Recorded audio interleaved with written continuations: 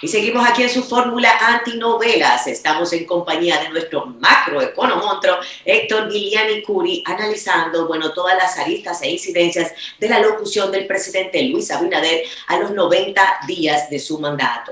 No esperó los 100 días el hombre, se fue con 10 adelante. Eso quizás es anticipación, Héctor. Fíjate que, bueno, esto hemos hablado de muchos detalles, la verdad es que nos falta mucho por analizar, digamos, pero hay un punto importante de cara a la economía y de cara, digamos, al impacto macroeconómico y en el bolsillo de todas las familias dominicanas, sobre todo en las de menos recursos, las más vulnerables, y es el anuncio de la suspensión de FASE, del programa FASE, a partir del 2021. Yo particularmente debo decir, y no con ánimo de caer en gracia, yo lo siento responsable, Héctor, o sea, yo siento que es responsable decirlo, porque es cierto que es una medida muy difícil de mantener y la economía está muy comprometida y yo prefiero un presidente que me diga en la cara lo que hay a alguien que me esté engañando y que al final me sorprenda. O sea, siento que es responsable porque no es una medida política el decir que FASE no va en el 2021. Ciertamente es honestidad, digámosle así. ¿Cómo lo aquilatas? Mira, yo los otros días me sorprendió mucho leer una noticia en diario, creo que fue en Diario Libre, en donde uno de los líderes sindicales precisamente le le hacía un llamado al presidente de la República diciéndole que de la importancia que tenía para la economía la continuación de esos programas. Y en esa misma noticia también parece que se incluía, ¿no? Alguna afirmación del presidente de la República diciendo que esos programas eran muy costosos o que el gobierno había hecho un esfuerzo tan grande que no podía continuarlo, lo cual no es cierto. Mira, si tú ves el informe de la economía de la República Dominicana en a septiembre, la economía dominicana declinó en 8.1% comparado con el mismo periodo el año anterior. Pero si tú te fijas en los sectores que han sido afectados, tú te das cuenta que el COVID, el impacto grande que ha tenido, lo ha tenido en el empleo. ¿Y por qué? Porque afectó al turismo, que es un gran hoteles, bares y restaurantes, que son grandes creadores de empleo, al caer en un 47, casi un 48%, el sector construcción, que cayó casi en un 16%, y también otros servicios que cayeron en un 12%, que son generadores de empleo. Cuando tú te vas a las estadísticas, por ejemplo, de balanza de pago, tú te das cuenta que los choques negativos, como son la entrada de divisas, ¿no? Por el turismo, que se redujeron en casi 3.000 y pico de millones, fueron prácticamente compensadas por la caída de las importaciones. Entonces, el aumento en el déficit de cuenta corriente de la balanza comercial, y le voy a explicar al público lo que es, esos son las exportaciones de bienes y servicios. Los servicios son como el turismo, y las importaciones de bienes y servicios más las transferencias unilaterales, es decir, lo que envían los dominicanos. Las remesas. Oye, han aumentado mucho porque los dominicanos son los dominicanos ausentes, son, los salvadores de nuestro terruño. Gracias. Exactamente. Entonces, cuando tú ves las estadísticas de balanza de pago, el déficit de cuenta corriente pasa de 900 y pico de millones a 1.000 y pico de millones, 1.100 millones, que no es gran cosa. Sí, ¿qué ocurre?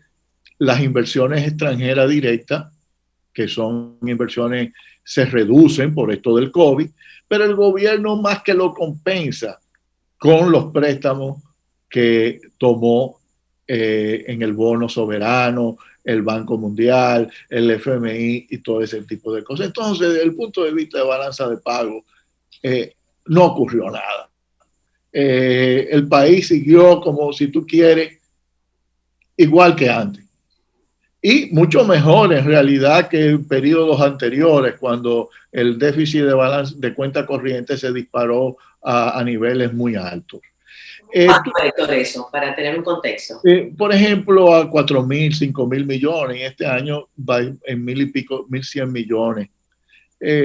Así que no estamos hablando, la balanza de pago no se vio significativamente afectada. Esa es una realidad. Y lógicamente pudieron entrar esos recursos por el préstamo que ocurren por dos situaciones. ¿Por qué le prestan a la República Dominicana? Porque la República Dominicana ha mantenido una política fiscal prudente y también porque los rendimientos en los otros mercados, en el mercado estadounidense, son bajos y la gente está buscando prestar. Esa es la realidad. Tú agarras también el déficit fiscal. Tú ves el déficit fiscal y el déficit fiscal aumenta como a un 5 o un 6%, pero también eso se debe en gran parte a que los ingresos cayeron como porcentaje. La deuda se mide o el déficit se mide como porcentaje del PBI, de la producción. Y gran parte del aumento del déficit también se debe a caída en los ingresos impositivos. Fíjate, Héctor, que Valdés Albizu, nuestro presidente del Banco Central, gobernador, señalaba que nuestra economía en el área iba a ser de las primeras en recuperarse. Y si hay algo que hemos visto, la pura verdad, es que el manejo de la política económica, digamos, de lo que es el circulante, lo que fuera la balanza en nuestro país, en los últimos años, bajo la gestión del gobernador, se ha hecho bien, o sea, nuestros indicadores son siempre muy positivos en función del área, de la región, de todo el área. ¿Qué tú dices sobre eso? Bueno, en realidad el gran desempeño del país se debe más a la política fiscal que a la política monetaria. La política monetaria del Banco Central ha sido una política sumamente costosa. Y con esto que se está hablando ahora de la recapitalización, que lo ven como algo posible, después que se pasaron 16 años sin recapitalizar al Banco Central o sin hacer un esfuerzo serio de recapitalización, cuando los ingresos eran abundantes, lo que lo quieren hacer ahora en un tiempo de periodo de vacas flacas. No es tiempo de eso. Yo creo que uno ha subestimado mucho el manejo de la política fiscal en todos estos periodos. Bueno, se ha sentido, Héctor, se ha sentido el manejo de la política fiscal. Bueno, se ha sentido en el tuétano, literal, y no lo puedo negar. No te lo voy a negar, como dice la canción. Se ha sentido la política fiscal de nuestro país, claro que sí. Mira, yo estoy de acuerdo con el gobernador en el sentido de que la economía dominicana se puede recuperar y se puede recuperar porque también en los Estados Unidos... No, él señala que se está recuperando, digamos, más aceleradamente. Bueno, a septiembre estábamos en menos 8.1% y la gente a veces tiene mala memoria. El mismo Banco Central había pronosticado que debido al COVID el crecimiento iba a ser cero. Yo no creo que de aquí a diciembre el Producto Bruto Interno se vaya a recuperar de una magnitud tal para que nosotros no crezcamos o nos quedemos en cero crecimiento. Sobre el fase, Héctor, para no dejar eso en el aire, o sea, vamos a decir posición en función de fase, es que nosotros como gobierno, el país, tendría los recursos para poder mantener el programa hasta, digamos, la vacuna, que es una de las fuentes, de los criterios que se están estableciendo. Sí, el gobierno puede hacerlo y yo he hecho la propuesta por el mismo canal. En realidad yo creo que fue un gran error del gobierno de Luis Abinader el haber dicho que no iba a continuar esos programas. Fase, quédate en casa y todo ese tipo de cosas. No fue con el ánimo de ser honesto, de que bueno, no lo voy a poder sostener y no quiero sobreproteger. Mira, Lili, tú ves la cifra de crédito interno neto al sector público y es negativo aún con la pandemia. Entonces, el presidente en eso debe quizás informarse más, tiene muy buenos asesores en Miguel Seara. Te va a tener que buscar, Héctor. Yo tengo que decir, el presidente te va a tener que buscar a Héctor. Toda la gente que le muestren las estadísticas, qué ha pasado con el crédito interno neto al sector público en este año y después de la pandemia. Entonces, el gobierno tiene un gran margen para poder endeudarse y continuar esos programas. Entonces, fíjate, ahí es que está el peligro. Cuando se caigan esos programas, como yo te dije, el COVID lo que principalmente afectó fue el empleo. Esa gente se va a quedar desempleada y además de eso no va a tener los ingresos de FASE ni de ninguno de esos programas.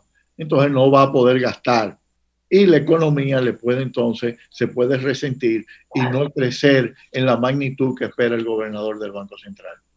Bueno, Héctor, la verdad que yo creo que estuvo súper claro. Yo salí clarita y sé que nuestro público que fielmente nos sintoniza y busca el consejo de los economontos, esa orientación certera, esa perspectiva confiable, pues también lo entendió. Y ciertamente son muchos desafíos y estamos necesitados. Y la verdad, la clase más vulnerable es la más vulnerable. Necesita de verdad que se mantenga ese apoyo hasta tanto la situación, digamos, pueda ser superada como tal, porque todavía no lo ha sido.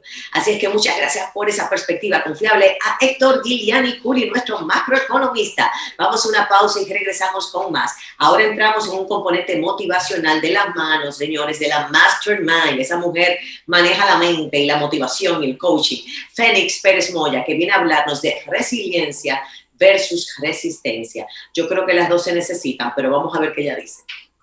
Éxito.